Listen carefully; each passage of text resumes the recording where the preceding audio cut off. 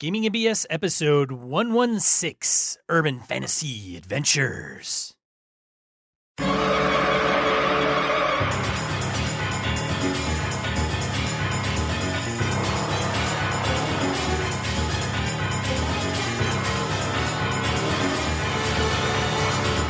Welcome to Gaming and BS, tabletop RPG podcast. I'm one of your hosts, Sean.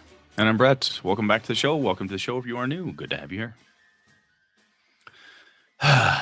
So, Sean, we just got out of Thanksgiving here in the U.S. Did you have you weighed yourself post Thanksgiving? Did you do a lot of damage? Dude, I have not been taking care of myself, and I'm down to 194, which is, I think, the lowest weight I have been. I don't know, in at least, God, I don't know, maybe 15 years. I don't know. Wow. Yeah. Nice job. I don't know what it is, man. It's like I'm not exercising. Neglected heavy drinking for the win, right? I'm stupefied, actually. For me, it's goofy because Thanksgiving is usually like this huge gluttonous thing and whatever. And because this is hardcore hunting season for me, so when I go in the woods, if it's 20 degrees out, like it was a couple times in Michigan and down here, I bring a ton of food and I sit there all day. So burning to calories, walking, dragging deer like I did last night, and so forth. I'm down 10 pounds. From where I started in October, between October to now, I am 10 pounds down. Yeah, normally I circle around 240. I'm down to 230, which is normal for this time of year. And you're looking fabulous, buddy. Fabulous. I know. As are you. Yeah. So, well, now we're done doing that. Age before beauty, I guess. Apparently. All right. From an announcements perspective, Evercon is coming up in January. We've talked about this, or I've talked about this a ton of times. January is going to come. It's going to come really fast, folks. So evercon.org, go out there, take a look. We've got Kevin Lovecraft can help us do some games on demand stuff. We've got Badger State Games tournaments. We've got video game stuff in that space. We got board games. We've got RPGs. Got Ken Hite coming. Dave McGarry, the guy who made the dungeon board game. A lot of cool stuff. So should be fun. Thank you. Any questions or anything, hit us out on our different communities. Ask me. Feel free to ask out at the Evercon Facebook page or email Evercon itself, everconllc@gmail.com. And chances are you'll still be talking to me because I'm the guy that mans those things most of the time. But anyway, hope to see some BSers up there this year. And Sean, we did update our patron levels. We talked about this the last couple of times. Anything new and improved in the patron level world, or? Because I think the first goal was I have to do an episode without cussing. Are we close to that? Oh, I should probably check. I don't believe so. I hope it notifies me because I don't go there every day. But okay. Yeah, we'll see. I don't know. All right. So heads up, this episode 116 we have not checked yet. So I'll probably say shit, damn, hell, or fuck at some point. So there we go. Yeah, there you go. Just get them out of the way. Just get them out of the way. Any other announcements there, Sean? I thought I had one that I was supposed to comment on, but I don't. I keep failing to put it up there. I can't recall what it is. No, I don't think so. John poached another guy from my office. That was kind of cool. It's all damn recruiters. All part of the job. It's all part of the dance. It's all who you know. Dance of recruitment. It's all who you know or who knows you. Yeah, pretty much. Shall we random encounter it? Yeah. Do it. Random encounter, element segment of the show where we field emails, voicemails, comments from social media. Got a few this week, relatively shorter, because there's a bigger gap between shows, actually. Yeah. Brett. So that's the reason why we have quite a few. And then we've got Spencer, the mongrel. And a half hour later, we'll be back with the rest of the show. Tony, Chris. I think you read the mongrel's last one. I'll read this one. So you start with Spencer and I'll go. Guy Carson and Mumphrey. Sweet. All right. Start her off. Okay. Spencer drops us a line on Google+, link in the show notes. Hi, Brett. Hi, Sean. I'm planning on starting up a new campaign, which I will be co-GMing with my wife. I'm usually the GM for our group, but we have a 1-year-old, and it has been difficult to get my wife playtime when she's handling the baby. So we thought if we take turns, we can each have time at the table. Do you have any recommendations for running a game with 2 GMs? Thanks. I had commented to Spencer out there, and I said, yes, I have done this in the past. And I asked him what kind of game he was going to run. And then I went out deer hunting, and I kind of lost track of where everybody was and what was going on. I see some other folks out there had talked to him about that. So here's a quick bit from my world is that to me, Spencer, when I'm doing that, Sean and I were going to go co-GM something. One, I would pick a system that we both know really well. If we both say, hey, we're 5e guys, or we're Savage Worlds or Fate or whatever, we want to run this. We can both run it together. We both like the system and our players will like it. Great. We'll go do that. I would try to or tend to run them assuming one night is for one person and one night is for another person. If you go that route, like, hey, Sean runs the first one and then Brett runs the second session, you can do connected one shots, right? Where Sean takes the scene from the town, when your dungeon crawlers are in the town, get the information, and then Brett gets tagged in, I take over, and I get them to the lost keep of Serac, the Demi-Lich. Great, I get them through that, pass it back to Sean, and so forth. You kind of walk your way through a storyline, passing notes and what else you might have to do there. Now, if you're actually talking about co-GMing during the same session, right? Sean and I both behind the screen. You and your wife, Spencer, Mr. and Mrs. Clark behind the screen. That can be trickier. I did that a couple times. The most successful I ever had was with my buddy JR. We did a old school werewolf game by White Wolf back in the 90s. And I had so many people. I had like 13, 14 players at the time. And it was if anybody's ever played it, it's fairly convoluted and has a lot of math and just annoyance to it from a system perspective. So what we did was we kind of broke out main NPCs and certain parts of story plots.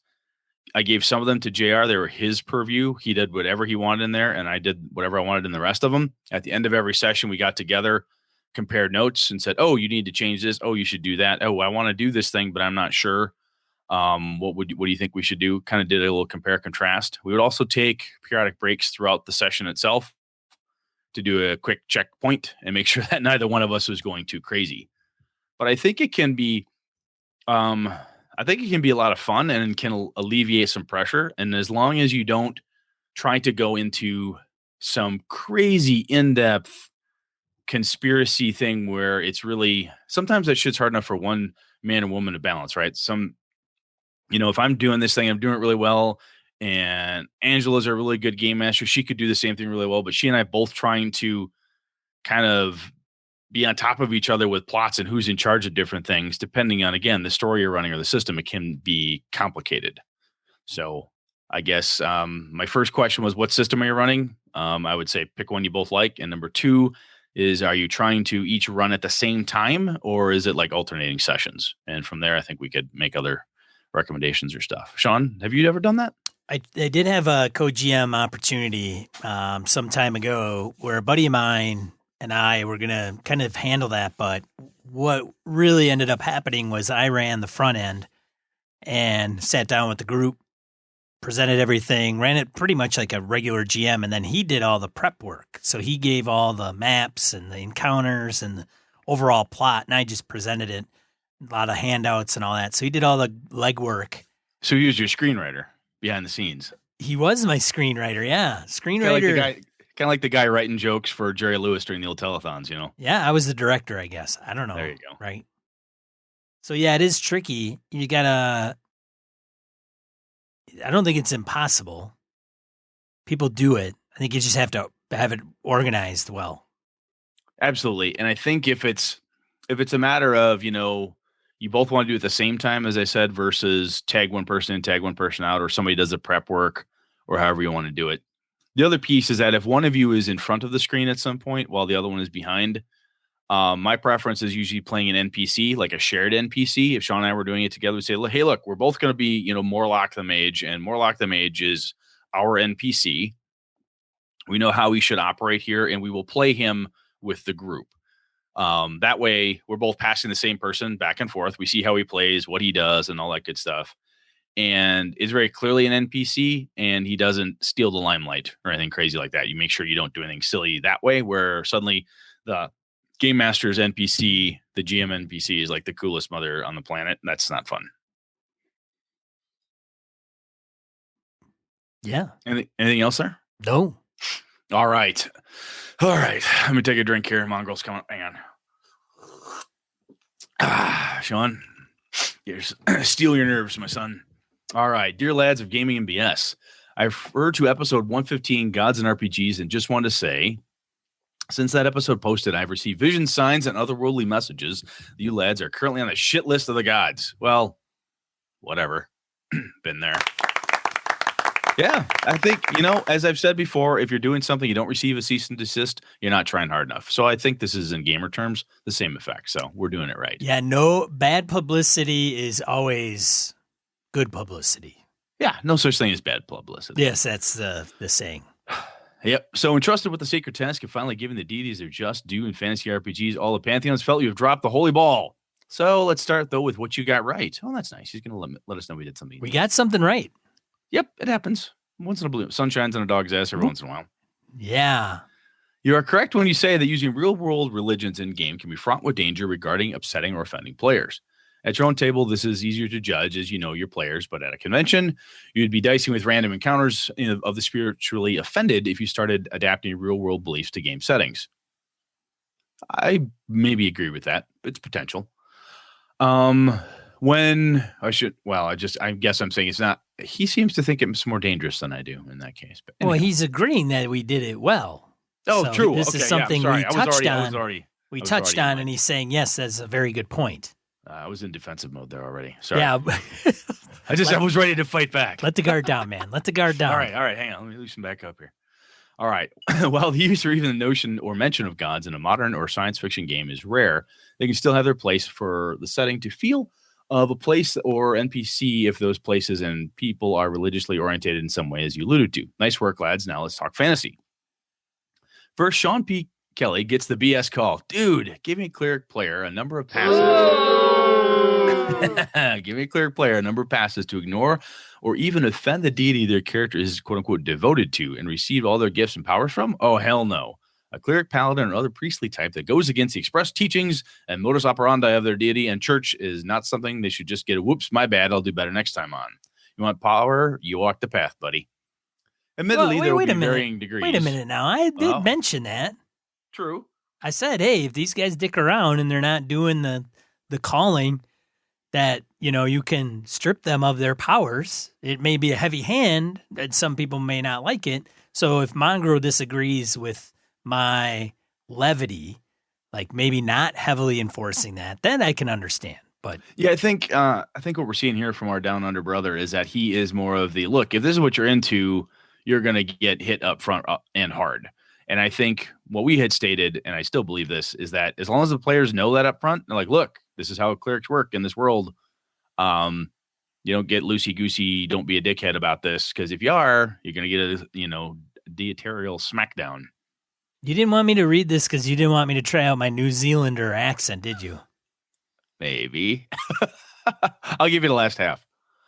Admittedly, there will be various degrees of sin or offense, but there should always be a penalty that matches the value of the transgression. No free passes and no turning the other cheek. And not for the sake of the worship deity's reputation, and do it so the players respect and the cause and effect parameters of the setting they're playing in. Well, so the last thing I'll say here, though, is that again, depends on how deities work in your world, right? Yeah, they could be all forgiving. Yeah, I mean, if you worship a deity that is like, oh, you know what? Oops, my bad. Hey, dude, just careful. Easy now. Not all deities are thunder, lightning, and death, right? They're not all just going to come down and wail on you. Some of them are quite forgiving, I would assume. Yeah, I think there can be a trial period. It can be whatever you want it to be. You could be heavy-handed. You could be trial period. You could... Yeah, I mean, whatever. Kind of run this show here. Exactly. Yeah. All right, now he's coming for me. Mr. Brett B. Mr. Young Brett B. Ooh, he thinks I'm young. Gods are a major component of all fantasy settings. In many instances, they are a driving force behind, everything that happens in the setting. Admittedly, some fantasy settings and stories give the gods a hands-off approach to the affairs of mortals. But in almost every fantasy setting, the gods have some role to play. When I posted the message from Mongoltron, I was asking the community how gods and their worshippers could be better utilized to improve the feel of game settings and to add flavor to the games played. Here are a couple things I hope a follow-up episode will examine. day-to-day existence, like real-world days of yore. The gods are central to the culture of the peoples of a fantasy setting. Worshipping gods are not just about faith. It's a way of enforcing laws, explaining the natural world, weather, birth, death, natural occurring events, and a system of politics. If the weather was good and the harvest was bountiful, the gods were happy and pleased with followers. If a storm destroyed anything, the gods were thought to be pissed at some transgression and were taking out retribution. In a fantasy setting, this is probably the reality as opposed to the superstition. Laws were enforced for the most part because unlawful acts went against the religious teachings of the time. Again, in fantasy setting, this is more likely to be a reality. The division between... Sorry? So this is all good stuff, but, as far as I'm concerned, this is all player shit, man. Yeah, a lot of it is. You know what I'm saying? I'm like, when has a cleric ever done any of this crap? Yeah, I mean, you can beat a person down with it, like saying, hey, you're not doing this, therefore you're playing wrong. Well, I just think that player characters, if they want to role play, and they play a cleric, okay. Yep. All this is, hey man, go nuts, like absolutely, yeah, man, hail freaking fire and brimstone, and you're gonna pay, and you bring in the Inquisition, and praise the lords because the weather was great and bountiful harvest, and it's a fun plot point for NPCs, right? Where the one priest from one faith decides to get uppity with the priest from the other faith because, everyone's worshiping, Yig, the snake god, and therefore that's why our crops all failed. You should come over here and worship Yandala because, hey, that's where it's at. So that's another piece that can play into there, which again makes for good plot points and so on. The town hasn't been paying the homage, and that's why they've got a drought. They're not worshiping hard enough. Exactly.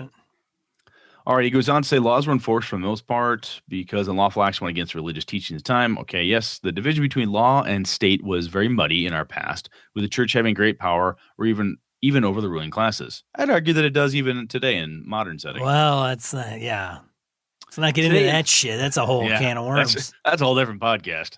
We're going to hell in that podcast. Anyway, Today, in fact, religion still has a large part, he agrees, to play in shaping the policies and political parties. In a fantasy setting, a ruler defies the deity and their representatives. You better believe shit is about to get real. Again, though, this is about the type of fantasy setting you're running. And I think to really dig into this, we would have to have a better discussion around the gods in your fantasy setting and how they're supposed to work. In my Avalon world, there are no gods. The gods are a concept and a thing that people believe in, but they don't exist. It's one of those heathen campaigns. Yes. But once you understand that, you're like, I get it. This is how this works. And to your point, Sean, I can role play within that space. But it's not the this standard does not apply there. And it does not apply in every world. Anyhow, as you can see, the possibility that the gods and religions would play a major component in at least the aesthetics of the game setting, and even if they are not the driving force if they're not the driving force of the adventure. Every village would have a place of worship and at least one spiritual advisor. Local NPCs could conceivably drop the name of the god or gods when describing anything from the seasonal changes to giving thanks for a daily meal. Religion would influence architecture, meals, clothes, the way people understand what's happening. In almost every game I played in, no matter how much information is provided in text regarding religions and the gods, they're rarely brought up or given any attention beyond the powers they can provide a player character, or the priest of God X wants the party to retrieve a sacred item.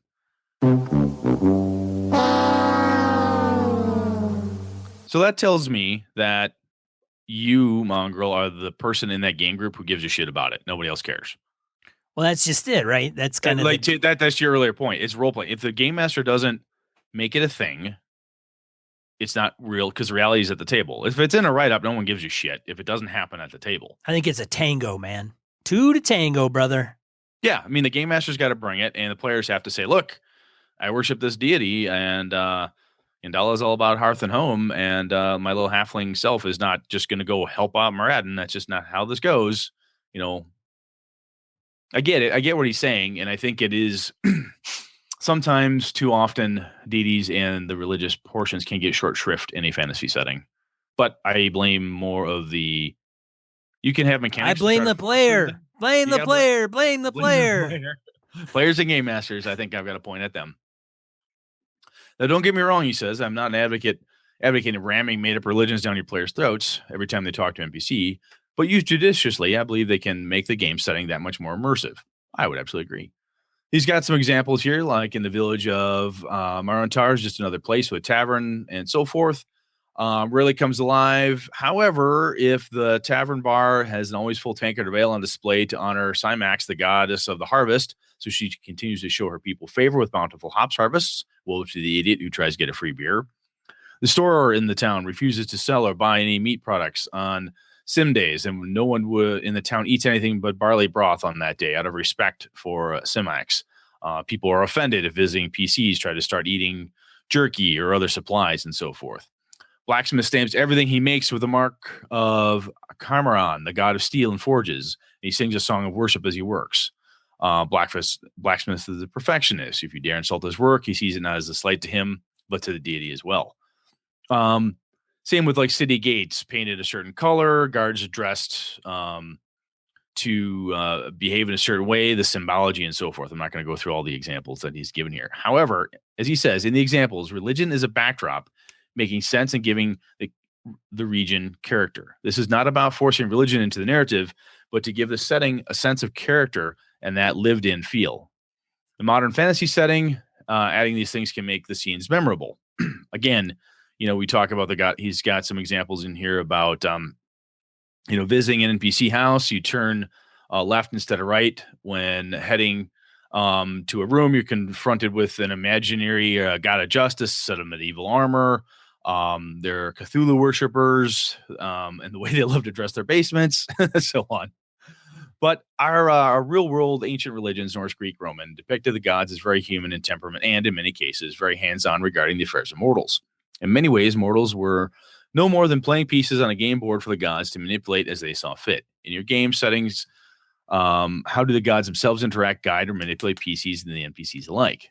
In closing, the soapbox got another Brett and Sean stamp. Well, tell you, Mongrel, what you've got here is good stuff. And I think what you're doing is taking our discussion to the next level or the next stage, if you will, is like, okay, now let's assume that we have gods active in the world, right? In a fantasy setting. How do we want to play them? I still would go back and say, how is the world designed as a game master? And at what level are you prepared to bring that to the table?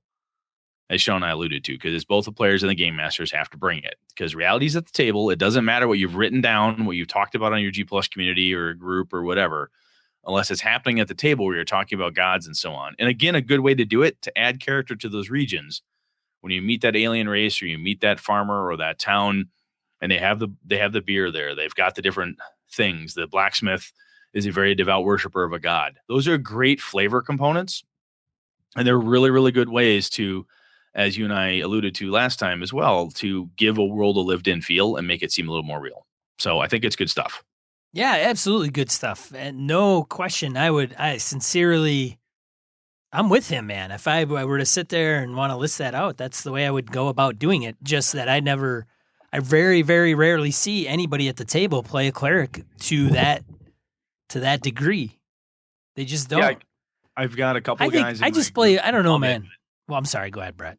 I was going to say, I got a couple of guys in my group who love playing clerics or druids and those folks, but there's only a couple of them. They get into it at that level, but most times, a lot of folks that I have seen, my experiences, don't. But I think it's an opportunity, perhaps an oft missed opportunity for players and game masters alike to really delve into something and build and do some world building at the table. Thanks, Mongrel. Thanks, man. Always good to hear from you, sir. Thanks, Mongrel. There you go. There you go. Next is a good email. All right, Tony Baker, Candlestick Maker. Was that you or him? That was me. And we lost Tony. No, Tony. I told Tony that. Chris's buddy. He said, "Call him Tony Baker, gamer, Candlestick Maker." Anyways, here's a topic for discussion. What? I hate Hero Lab. I hate the level of optimization it puts on the game, specifically talking Pathfinder here. I would be curious what other people's experiences and thoughts are.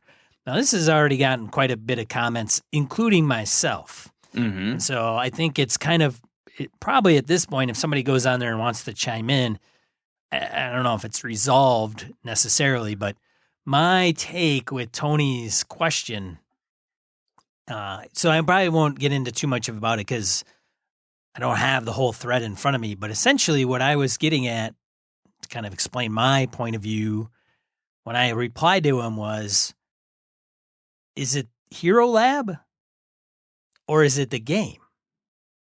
Yeah, is it the tool? Is it away from the table power gaming format style, the old 3.5 / Pathfinder min-maxy approach that people can take, or the way the game's designed, or do you just hate the Hero Lab tool?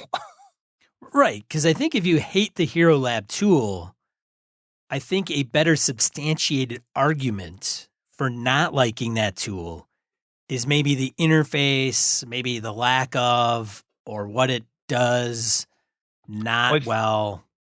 I think what he doesn't like is he hates the level of quote unquote optimization it puts on the game. And I think it's that piece where when you have software that will automatically tell you, hey, Brett, you're playing Sean's Pathfinder game. You're missing 5 points of feats. Go get that. Hey, you haven't allocated enough stuff to your skills. And hey, by the way, your synchronicity bonus is now up by 5. And oh, by the way, did you know checks and balances of a system doing that can, I think he's saying, encourage people to think in a power gaming format. So why I agree exactly with your assessment of Tony's post, Brett. Mm-hmm. That is not the root cause. No, Hero Lab isn't the problem. No, it isn't. It's the game. Now, Hero Lab will help facilitate that. But it's a major component of the game. Right. But it's like Hero Lab also has Savage Worlds. It also has Shadowrun. It also has, I think, 5e, 3.5, probably 4e, World of Darkness. There's lots of different systems that it encompasses, where Savage Worlds is not, even when you use Savage Worlds in Hero Lab, you're not going to get some, Savage Worlds is just not a power gamey system necessarily. No, I think you're right. It is more to do with the game itself. The other piece, though, that I think may be underlying within here is that when you mechanize a thing, sometimes it takes away some of the human element, and people putting time into things. When you kind of slapdash a character, like, look, I made the ultimate dwarven fighter. There's no character to that character because you simply followed an optimization path. Now, again, is that probably... That's the way that game is designed. Optimize your fucking character, because otherwise you're going to get your ass handed to you. But when you do use a tool that kind of taps you along that line where you can play Pathfinder, as you and I and other people have done, in a more role play, fuck the optimization approach, it can be done. Yes, but it can, but it can also go the opposite way without the tool. Absolutely. That's what I'm saying. Yeah. I think the tool, when you're using a tool like that calls out when you're on or off or what you have extra and so forth, a tool sometimes mechanizes a thing and makes you think more 1 + 1 is 2. I get +3 plus this, think in that world versus what would my character like, or that type of thing. So I get what he's saying. I played Pathfinder once. I was running the Pirates one. I can't remember the pirate campaign arc. Pirates of Penzance. Skull and Shackles. And the very model of a modern major general. We were we had like at least 5 players at the table, and they were all making characters as I was kind of dicking around, waiting and reading and prepping. And I said, "Are you done?" "Yep, I'm all done." I took it. I said, "Let me see it." And I plugged it into Hero Lab.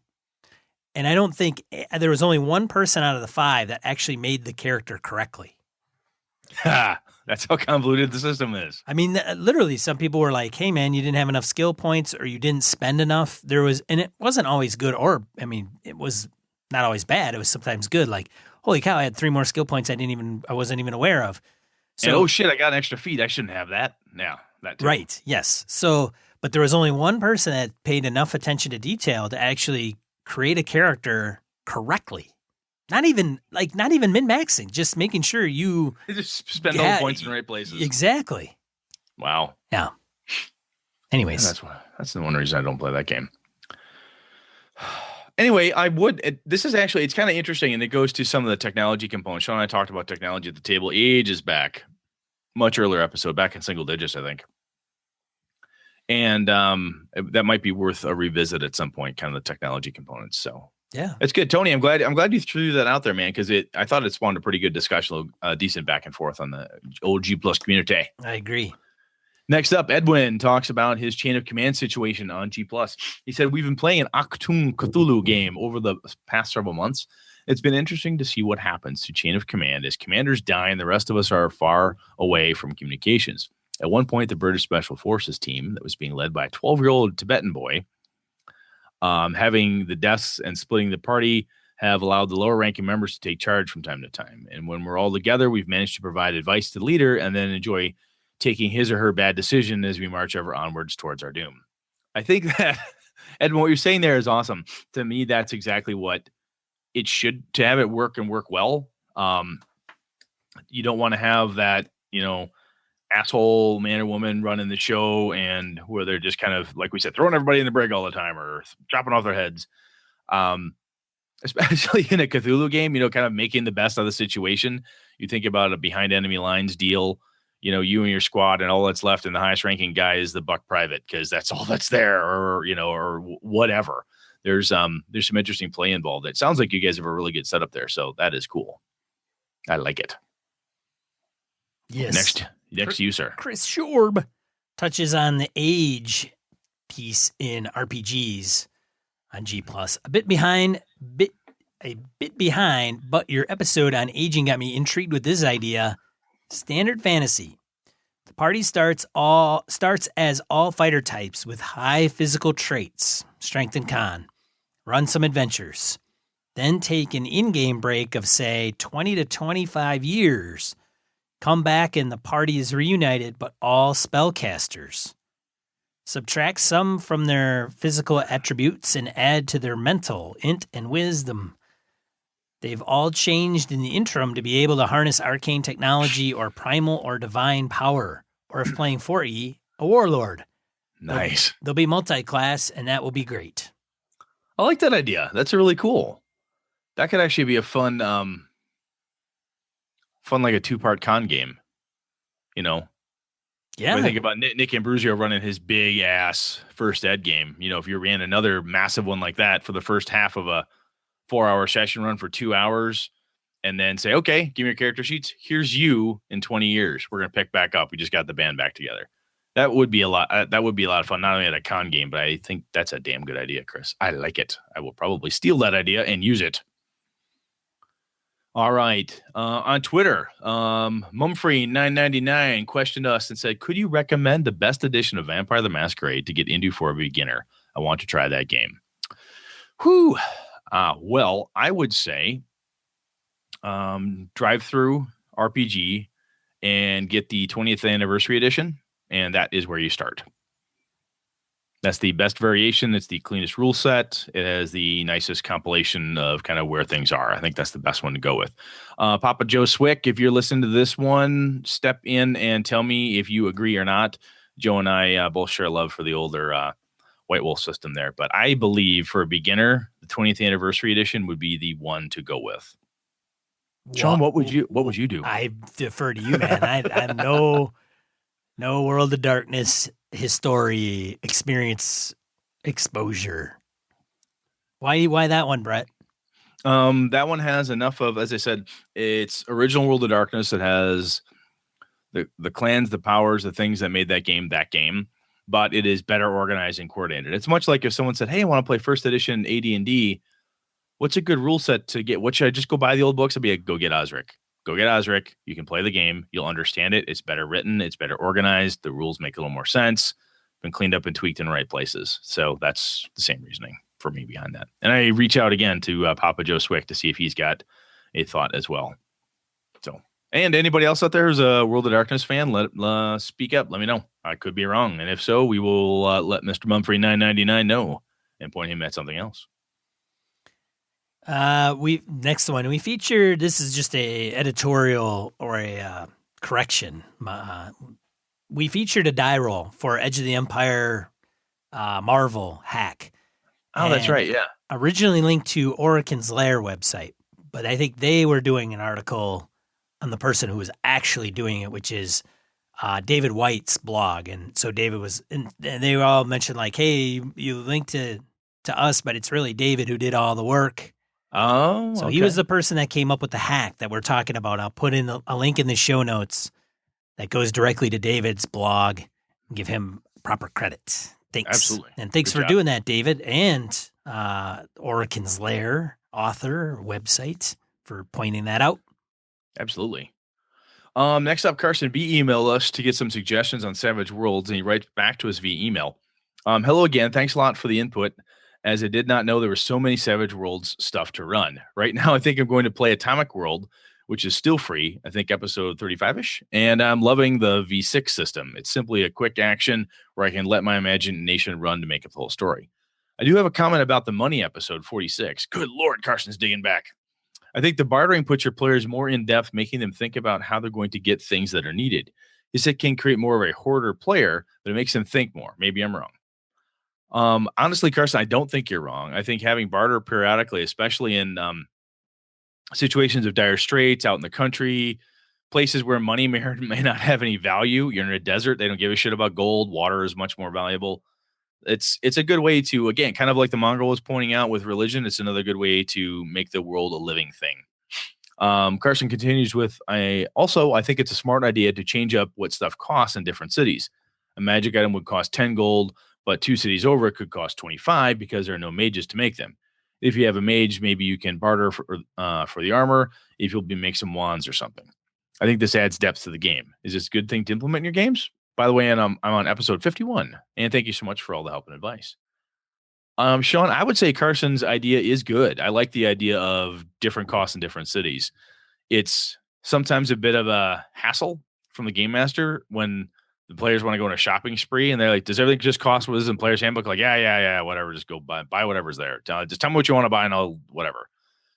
I've done it in the past where I've said everything, swords and armor in this town are 20% markup for the PHB. Like, holy cow, it's expensive here. Yes, it's expensive here because of whatever reasoning. Again, to add flavor to the world. Have you done that, Sean, where you've changed the value stuff from locale to locale? Oh, yeah.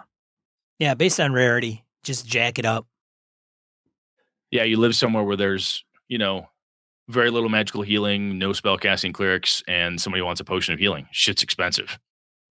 Indeed. It's just not laying around. That's right. Cool. Yeah. Well, Carson, thanks for still listening, man. Be episode 51 in, so that's really, really awesome. I appreciate you writing and paying attention. Spoilers. We're talking about urban fantasy when you get here. Yeah, exactly. Like, he won't even listen to his own comment until like 100 episodes later. Oh, that's true. Oh, I feel bad now. Kind of. It's like he wrote to the future. Yeah. The future, man. That's funny. I didn't think about that. Hey, future Carson. We like to cut your jib, sailor. Good job. That's right. All right.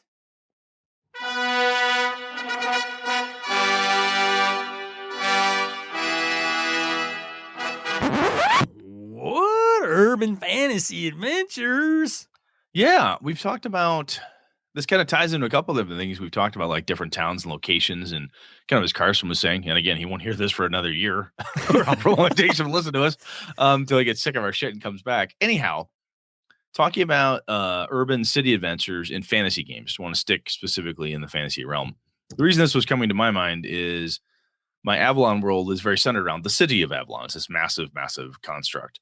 And thinking about why I like that type of thing and how I kind of cut my teeth running Vampire within, hey, cities are really cool places. Lots of interesting things can happen.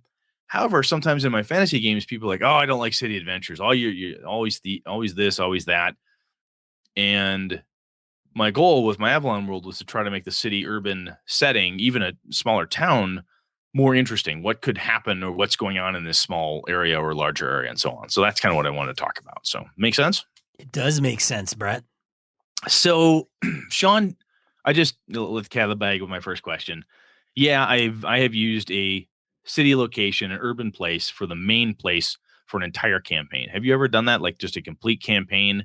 And I'm not talking 1 shot, 2 shots a month, or whatever, but think your traditional campaign, a massive story arc of some kind.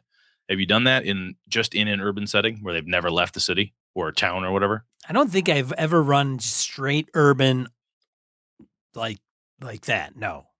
I think it's been a component, but never a huge emphasis in that respect. So why have you not done it? I think it's kind of tricky because usually adventure. There's always so many train tracks you can get into a town. I mean, at a certain point. Sorry. That's true. Unless they got some sort of a elevated rail system, or a subway. It's tough to get around. Evercon, man. Evercon, there Lightning you go. rail. There you are. I think it's because, I have Tolus. That thing is a freaking beast. Yeah, you could kill a man with. You could drop that on your new floor in your place there, and put a dent in your new floor with that book. For those of you that are not familiar with Tolus, it's Monty Cook's Tower, or is it City by the Spire, which is like, what he did was he put it out through Mahalavic Press. It's about, I don't know, 900 pages. It's just this big, huge. It's got like 5 ribbons in it. Yeah, it makes a Pathfinder core. It's like 2 Pathfinder core books stacked on top. Oh, of each at other. least. Yeah, it's gigantic. And the thing about it is that Monty published it using kind of the 3.5 rules ish. I mean, it was kind of his home campaign. He just put it together and published it and put it in a book. And it's all urban. And so I have that. I haven't run it. And the way he talks about his setting, not to make this all about his setting, because there's Sharn, City of Towers, and Eberron, but he is it's high magic. Undead could be walking down the street. But it all takes place in the city. And I haven't done that because I don't know, man. I think it's just too big. I don't. Well, the game Tolus is, yes. I think it's just too much to know and map out, and there's probably some seeds you kind of can pull out of it. Okay, but I think I haven't run it because when I run fantasy, I'm usually having them adventure all over the place, because to me that travel and going from one location to the next kind of builds upon that. Now I know one can argue that you do that same in a big city, but to me, I don't know, man. I never found cities. I think if you live there long enough, I don't know if I get it. I get it. I think I get a kick out of, like, I'm going somewhere I don't know, and and somebody could argue, well, you don't know the entire city. Well, I'm talking about going to the like yeah, the mountains at the Dragon Spine Mountains far to the west or whatever. I mean, I've never fucking been there. I'm gonna go see the dwarves or something. The Lord of the Rings didn't all take place in the Shire.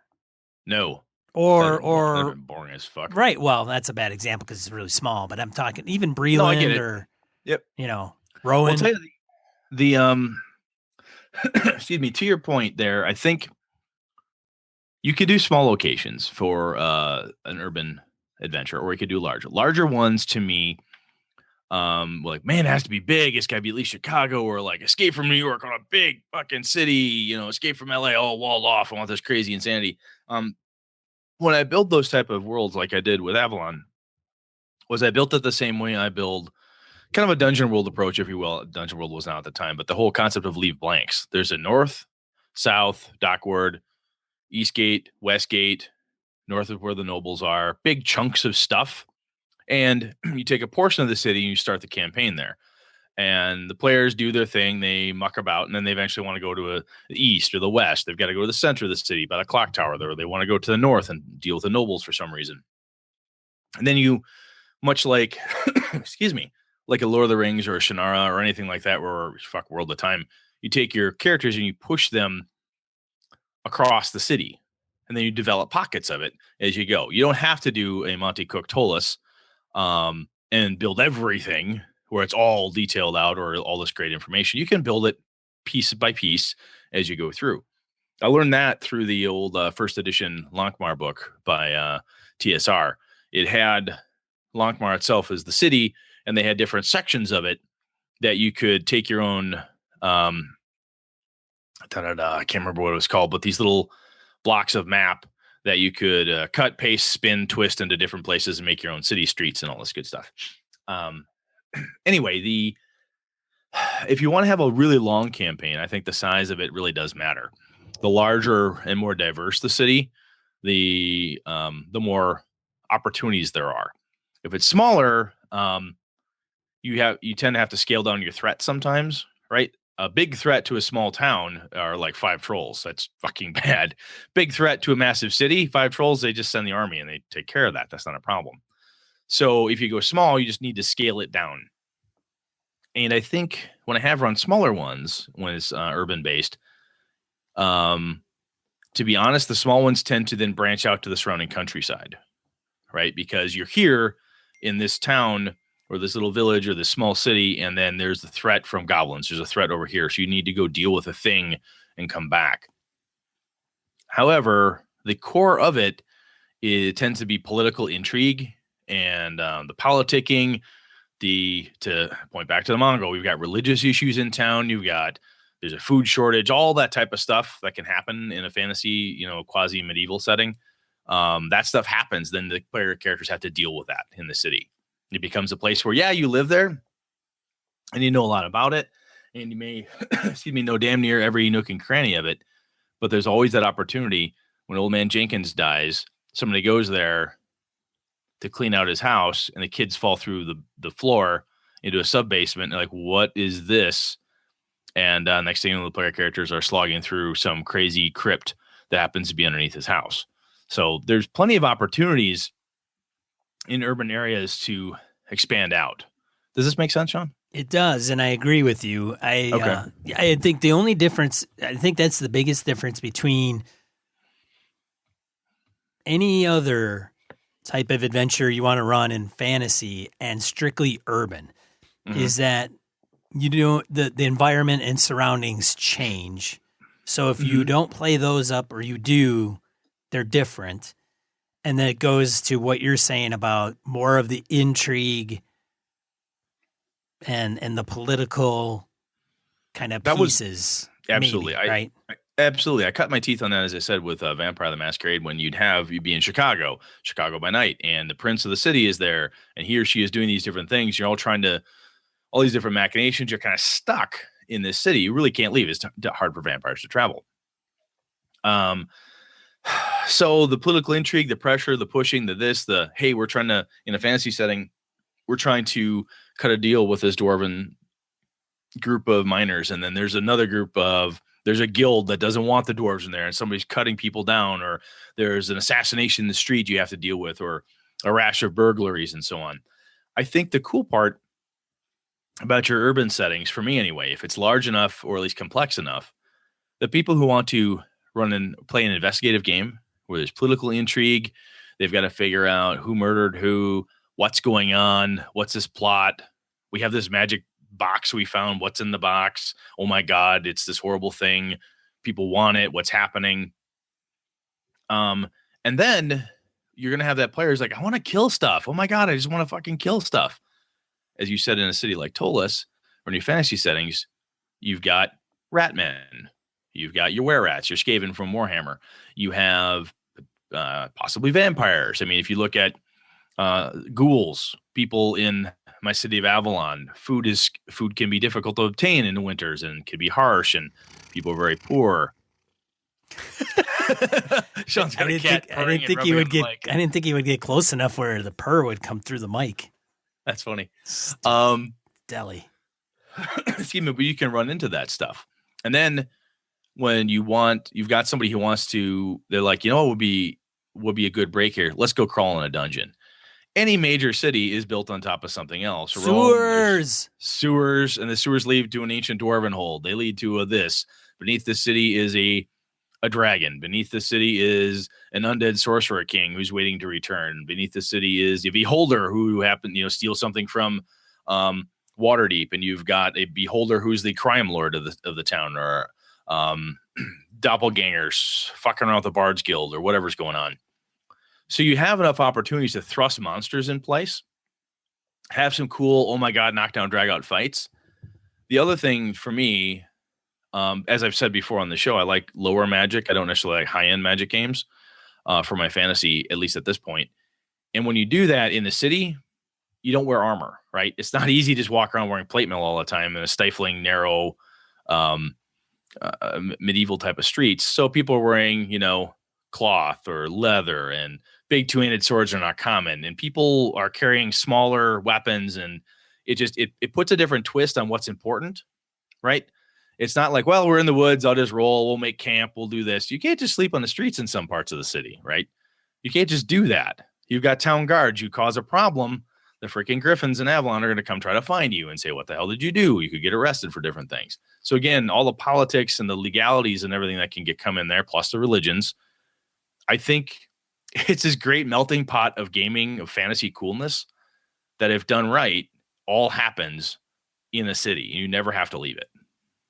No, I agree. And I think that some of the things that you key in on, if you change the environment, so instead of wilderness, adventuring across the great land or whatever it is, the plains, and you are in small towns or villages, and you're going to go straight urban, big kind of city environment, you have to take what makes that a city environment and throw those things at the players, or they're going to run into things, right? So if they're killing things out in the wilderness, does that stuff fly in the city?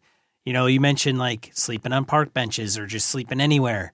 The watch may not find that cool. So anything, it even equates to like modern day. So just take all the modern day stuff that you would not get away with where you're in the, outland or outback of, Canada or Australia or somewhere that's not settled. Things are different there. Yeah, I mean, if I go to my cabin in Upper Michigan, and I want to shoot squirrels with a 22, I can do that all day long. I can't do that in my suburb. You know, if the squirrels are like raiding the bird feeder and causing damage, and I want to, or whatever, if I want to target practice in my backyard, I can do that up there. I've got a lot of property and space, and we can do that. I have a hard time doing that in my suburban, regular home. Yeah, and the squirrels know that, Brett. I know. That's why I have to keep fighting them off. They're coming for me. Anyway, so while we're talking about this, I don't want to. It's not all sunshine and roses, right? So the downside to a city adventure or an urban-based adventure, and again, if it's too small in a way, it might not last. Your players may get bored in a small area. If they feel, hey, there's one bar, one stable, a mayor, and one church, is it going to be hard to keep people occupied and busy? You can still have different types of intrigue. You could be stuck there. It could turn into, what's this mysterious murder that's happening here? You may have to do an investigation and try to find out who's lying and talk to the, the hermit who lives outside of town. What she know and so on. But one of the things that Sean just said that really keyed me here, it was the impact is very real and immediate. You can't just go fuck up Candlekeep in the Forgotten Realms and leave. If the adventure is there, you're there. Right. If you break the law and you get thrown in prison, and then you have to go to trial and get thrown into a work camp or whatever happens, and we've talked about imprisoning PCs in the earlier episodes, and so on, or you piss off a church, you piss off the House of Poseidon in Avalon because you're worshiping Shanghai Shen and they don't like you, or you made enemies with this guild because the Brotherhood of Sanitary Excavators is sick of you knocking holes in their sewer walls just so you can go find an ancient dwarven hold.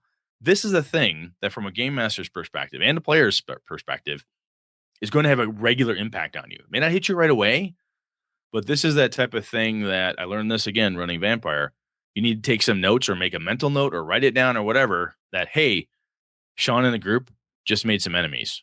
It happens to be the Sewer Guild. Angela, while she was running around playing with Chris, found out that, hey, this cleric is an alcoholic and he's the reason why this murder occurred because he was supposed to be wherever, blah, blah, blah, blah. All that stuff plays, right? Dungeon delves all have potentially real world issues and things that come out of it.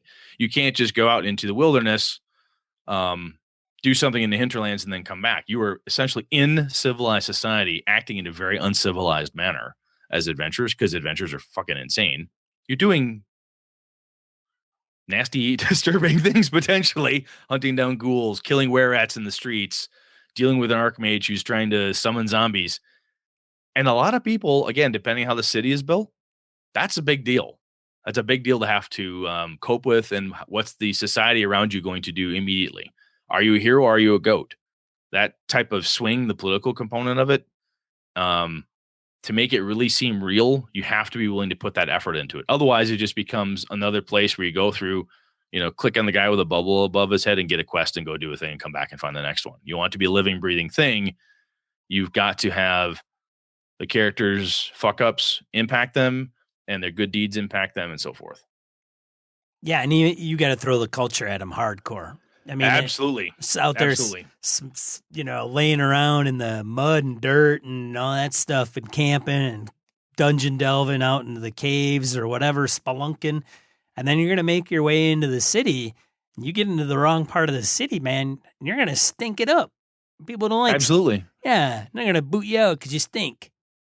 Now, one way, as I said, building a large city, a large urban environment, or any kind of urban environment, honestly, is very similar to it's any other world building.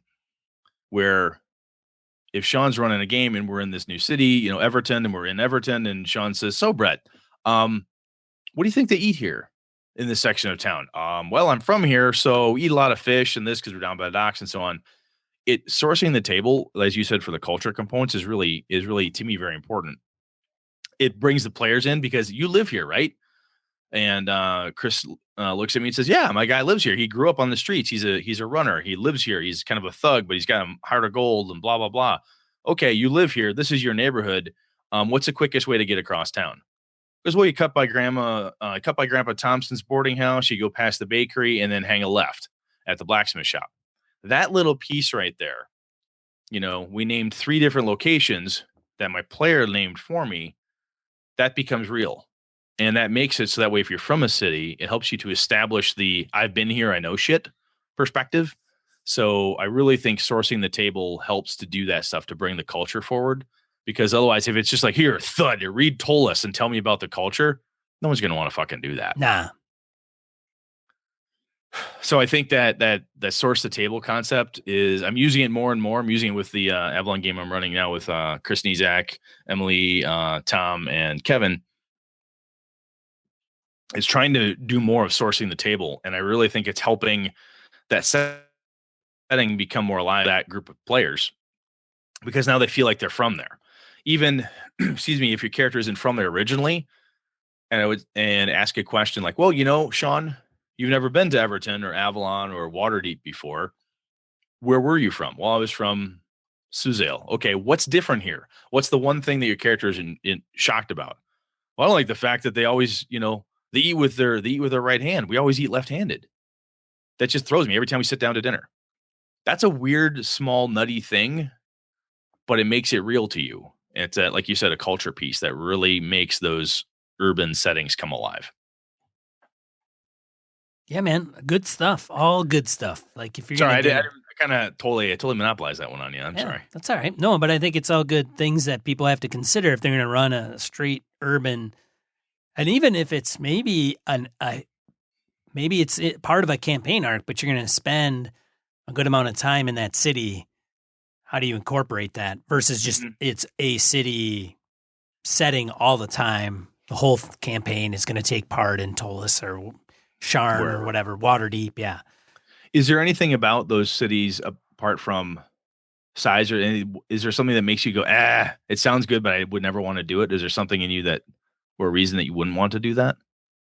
You said you liked my ideas, but is there any reason why you wouldn't use them? Come on, so Sean. I think tell me to my face, man. I think the biggest hurdle for city, urban, and when we're talking city and urban, I'm talking like a large city in fantasy. Okay. And I think the biggest challenge and biggest hurdle is that it can become quite a sandbox. And if you're not prepared as a game master to tackle the whims of the players, then that's going to be tricky. That's a very good point. It's kind of like going to,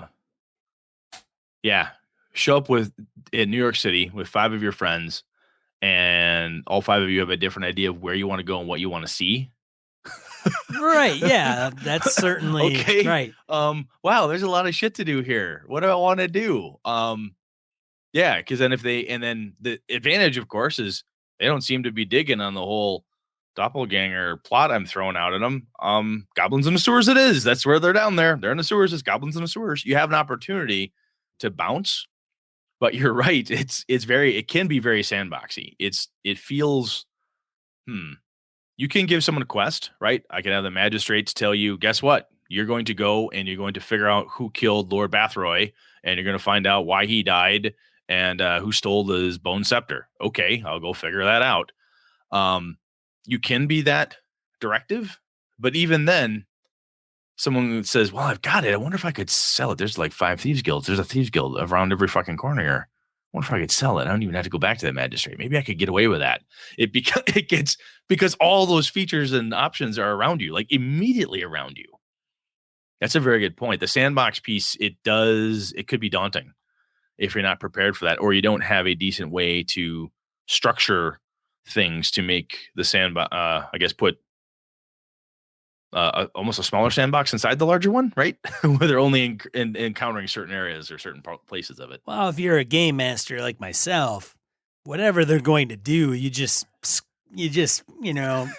stick your thumb in that sucker and you just twist and twist until it's painful. Like, for example, if they're in town, and they're maybe in a bar and the bar breaks out in a fight for whatever reason and the watch comes along, wow, there's only a few people that are going to be guilty of starting the trouble. That's going to be the party members. Usually, the guys with the blood on them, yeah, it's usually them. Yeah, I mean, it splatters all over, and obviously they're part of that, and they've probably incited that in some way or another, and so that becomes a problem for them. And when they don't address that problem, somebody else will, and if they think they're just going to wander off to another neighborhood, I just don't see it happening. Not always that easy. No, it's not that easy. The other thing I could see as a potential downside or thing to be cognizant of is when we talked about culture and it's all everywhere. And oh my gosh, they don't eat with their left hand. They only eat with their right. This is weird. Oh, they have fruit at every meal. Why do they do that? I can't stand fruit, but I gotta eat these damn grapes. Sometimes that's for some groups, that's only fun once in a while. You have to make sure in a city, right? So they go meet the elves. You have a 50-minute little spiel of how crazy their feeding patterns are out here in the woods. Like, wow, that was, whoo, boy, those elves are kind of wacky. Off we go kill the Lich King. But if you're in a city, at every corner, every shop, everything, every NPC, there's a level of depth you have to kind of gauge. Every time you encounter a new person or a new something, you don't have to have it be a study in food habits in Waterdeep, a study in beer making in Avalon. It doesn't have to go like that. You can shorten things up, right? You could say, what is this stuff? This beer is really good. It's dark. It's got this. It's called button beer. It's made from these death cap mushrooms. It's you guys know this. It's that's crazy. Button beer. Damn, this shit crazy. Done. You don't have to go, well, they also make another type of beer with a different type of mushroom. You go too much into it, then it becomes me explaining to you how sexy cool my city is. And I said sexy cool again, didn't I? God damn it. Oh. Anyway, it becomes more me telling you how cool the world is versus you experiencing it. So I think you can, less is more in some of those cases. Sometimes people want to dig into it. You could go for a while, but it doesn't have to be every meal, every shopkeeper, everything has to be a 15-minute dissertation on whatever habits there happen to be. Make sense? Yeah, absolutely, man. Should we move on? I think we've kind of beat this one. Yeah, if you've run a large urban campaign or a series of adventures that took place in a large city, and let us know some of the things that you might have had to tackle or the players threw at you that may not have been in your prep book. Yeah, if you have other questions about it too, like I said, I've been doing this for a while now. I really like it. I have a lot of fun with it. I think I'm quite good at it. I'm having a lot of fun with it, and people seem to enjoy it. But if you have a question like, hey, I tried this, it fell on me. Have you tried that? Have you seen this or whatever? Source the group, hit us up with it. We'll be happy to talk about it in a call in BS or something, or let us know on one of our social media sites and we'll chat it out with folks. So come at us with the goodies.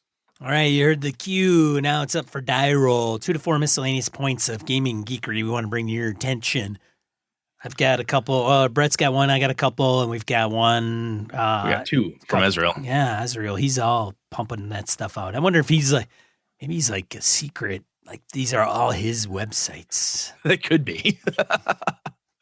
All right. The only one I found that I thought was really worthy for this crew out here is there's a facsimile now available of the Voynich manuscript. It's basically the untranslatable. It's these weird enigmatic medieval manuscript in its full form has been, I think, Yale University. Yes, they released a book that recreates it. So go out there and take a look at it. It's one of those things that it's great electronic, fun. It's no one can translate it. They can't tell if it's a book of herbalism, is a book of alchemy. What is it? But if nothing else, it's really great fodder for a game. It could drive people mad. It could be part of a Cthulhu plot or anything along those lines. So it's good stuff. I had to tell people about it. Sean, over to you. Cody Lewis's YouTube channel, Taken 20, features Roll20 Master Series. So again, we've talked about Roll20. It's come up on different die rolls. So I went to Cody's YouTube channel. It's well done. And if you want to learn some things about Roll20, I would definitely take a look. Amongst other things, I think he even covers other things other than Roll20, but definitely something to check out. Number 2 for me, Diversifying Our Gaming, is a blog article on AlphaStream. It just talks about what we can do to help diversify our gaming and our hobby. Some of them are very deliberate. This is the word I'm looking for. Check that out. I think it's a good article that we should all just be aware of. And then we've got a couple from Azrael. Yeah, he's give us a link out there to some paper minis online that you can get a hold of. They're excuse me, got the link out there in the show notes. They're kind of speaking of the Voynich manuscript and some old school stuff. This is your classic medieval city folk. You've got priests, kings, and so forth. Some nice looking medieval stuff. They're good stand-ups. I like those. That was cool. Thank you, sir. The other one that he sent to us was I thought this was quite topical. There is a, excuse me, Quasar Knights Fantasy Blog is where Israel pointed us to, a list of city-based source books for D&D and Pathfinder. Tola City by the Spire image there. And a little article here about different places. He talks about, Bard's Gate, City of Brass. Let's see here, Menzel Baranzan, Midnight. Sean, you've got Midnight, don't you? I do have the Midnight campaign setting, yes. Yeah. Ghost Walk, Greyhawk the Adventure Begins, City of Stormreach, Vornheim, Complete City Kit, Zobek Gazetteer, just some cool stuff that's out there. So I thought it's connected to what we just said here. So, hey, there you go. And Azrael, as always, man, thank you very much. You've always posted some really good stuff for us. So I should say, not just Azrael, every listener we've had has given us some good stuff for the die roll here. You men and ladies keep giving us some really good stuff. Some of it I've not seen or heard of before, so keep it coming. This is good. Yes, much appreciated. Thank you so much. Otherwise, that's been a show of gaming and BS. Next week, you know what we're going to tune into, Brett? I'm not sure with the with the Thanksgiving holiday. My hunting season has kind of got me a little bit behind. I've got a couple of topics kind of queued up. We'll see what happens. I'm not sure yet. I'll let you know. Oh, the suspense! It'll be a surprise. Suspense is killing me. Yeah. All Cool. right. All right. Thanks for tuning in. Thanks for subscribing. Thanks for interacting with us. Thanks for being part of the community. Just thank you in this time of thanks in the U.S. of A. Yeah. Otherwise, this is one in the bag. I'm one of your hosts, Sean.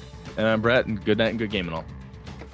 Episodes of Gaming and BS come to you with the help from the following patrons: Christian Sexy Voice Serrano, Kevin Lovecraft, Joe Swick, Brett's Biggest Fan, Jeff Rademacher, Forrest DeGarry, Mark Anthony Benedetti, Bruce Cunnington, Eric Jeppesen, Andy Hall, Misdirected Mark Productions, Sean Nicholson, Tim Jensen, Chris Steele, Old School DM, The Knights of the Night Crew, Palladian, Jason Blaylock, Remy Bilodeau, Jason Hobbs, Merkel Froelich, Wayne Lumrunner Humphrey, James Carpio, Na Caprio, Pure Mongrel, Lord Tentacle, Corey Johnston, Eric Tankar, Brandon Barnes, Mark Tasaka, Brett Pazinski, Tim Shorts, Eileen Barnes, Chad Knight, Dan LaValle, C.W. Mellencamp, Nicholas Abruzzo, Victor Wyatt, Tony the Butcher Baker, and Craig Huber. For the cost of a coffee shop coffee, you can support the show for an entire month. Visit gamingmbs.com/Patreon. That's Patreon. Thank you.